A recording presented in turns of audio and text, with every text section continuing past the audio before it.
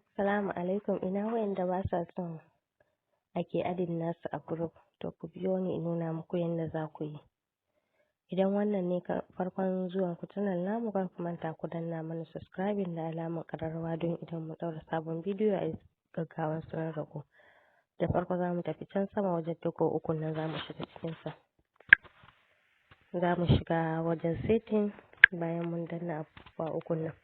Ga wajen privacy inda za mu danna cikinsa, bayan mun danna cikinsa za mu yi minimizing, za mu tafi can sama, za mu yi scrolling kai na ce minimizing, za mu tafi can sama can ƙasa, ga nan wajen da aka rubuta groups za mu shiga cikinsa. Bayan mun shiga cikinsa ga shi nan an ce who can add me to group, nan ga everyone, ga my contact except nan. To idan mutum ya ɗauki everyone ɗin to kowa da kowa zai yi adin naku. My contact ɗin kuma waɗanda suke da lambobinki su ne za su iya adin naki. Idan kuma kika zaɓi my contact except ɗin sai ki shiga cikinsa, sai ki zaɓi wanda kike so ya yi adin naki.